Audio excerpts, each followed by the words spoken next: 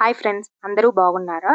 ఈరోజు మా ఇంట్లో మెంతాకు చపాతీ అలాగే పన్నీర్ కర్రీ చేసుకున్నాము. అది ఇప్పుడు ఎలా తయారు చేయాలో చూసేద్దాం. ఫస్ట్‌గా మనము చపాతీ పిండిలో కొంచెం సాల్ట్, అలాగే ఆయిల్ వేసుకొని, కొంచెం మెంతి కూర వేసుకొని మనకు తగినట్టుగా కలుపుకోవాలి. సో, వాటర్ వేసుకుంటూ ఇలా కలుపుకున్న తర్వాత ఇప్పుడు పన్నీర్ కర్రీకి తయారు చేసుకుందాం.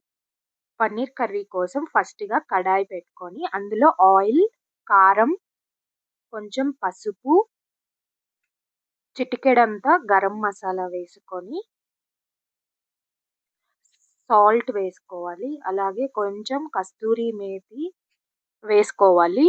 ఇప్పుడు ఇందులోకి మనం పన్నీర్‌ని వేసుకొని బాగా వేయించుకోవాలి.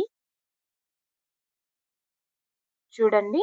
ఇప్పుడు నేను చూపిస్తున్నాను కదా! ఇవి కొంచెం గోల్డెన్ బ్రౌన్ కలర్ వచ్చేంత వరకు మనం వేయించుకోవాలి. అప్పుడే పన్నీర్ సాఫ్ట్‌గా బాగా ఉంటుంది.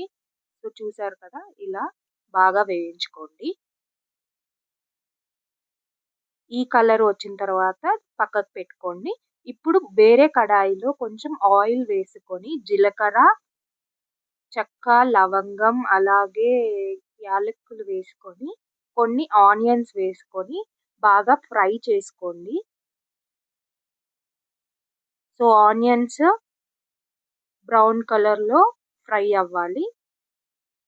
ఆనియన్స్ బాగా మగ్గాలంటే కొంచెం సాల్ట్ వేసుకుంటే త్వరగా మగ్గిపోతాయి. సో, ఇవి గోల్డెన్ బ్రౌన్ కలర్‌లో వచ్చేంత వరకు బాగా ఫ్రై చేసుకుందాం. ఇప్పుడు కొంచెం పసుపు వేసుకొని,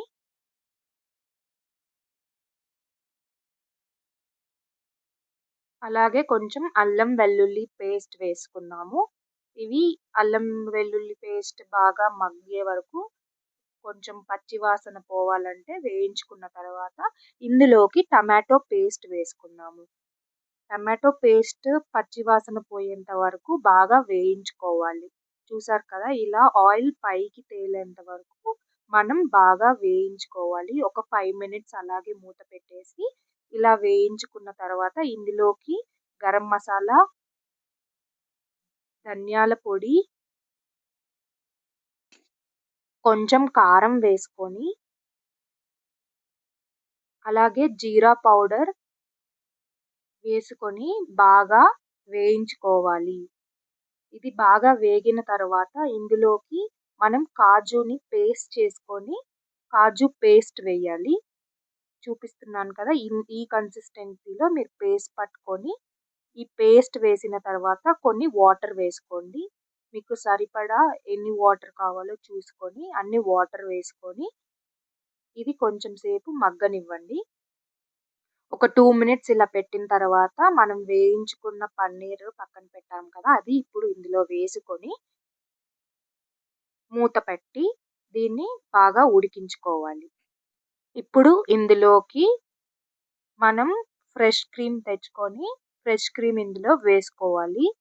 సో, నేనైతే ఇప్పుడు అమూల్ ఫ్రెష్ క్రీమ్ వేస్తున్నాను ఇందులో. సో, మీకెంత కావాలో చూసుకొని అంత వేసుకోవచ్చు అమూల్ ఫ్రెష్ క్రీమ్‌ని. సో, దీనివల్ల ఏంటంటే మనకి మంచి టేస్ట్ ఒస్తుంది ఫ్రెష్ క్రీమ్ వల్ల. సో, ఇది మీగడలాగా అన్నమాట. ఇది వేసుకొని కొంచెం సేపు ఇలా ఉడకనిచ్చిన తర్వాత లాస్ట్‌లో మనం కొత్తిమీర వేసుకొని, ఇంకొంచెం ఫ్రెష్ క్రీమ్ పైన గార్నిషింగ్ కోసం వేసుకోవచ్చు. సో, చూసారు కదా ఫ్రెండ్స్! ఇలా మనం పన్నీర్ కర్రీని ఎలా తయారు చేసుకున్నామో చూసారు కదా! ఇది కనుక మీకు నచ్చినట్లయితే లైక్ చేసి మీరు కూడా మీ ఇంట్లో ట్రై చేయండి. ఎలా ఉందో కామెంట్ చేసి చెప్పండి. ఇప్పుడు మనం కలిపి పెట్టిన చపాతీ పిండితో మెంతాకు చపాతీలను చేసుకొని కాల్చుకుందాము. చూసారు కదా! ఇలా చేసుకొని దీన్ని బాగా గోల్డెన్ బ్రౌన్ కలర్ వచ్చేంత వరకు కాల్చుకోవాలి. ఇప్పుడు నేను చూపిస్తున్నాను కదా! ఇలా గోల్డెన్ బ్రౌన్ వచ్చేలాగా మీరు చపాతీని ఇరువైపులా కాల్చుకోండి బాగా.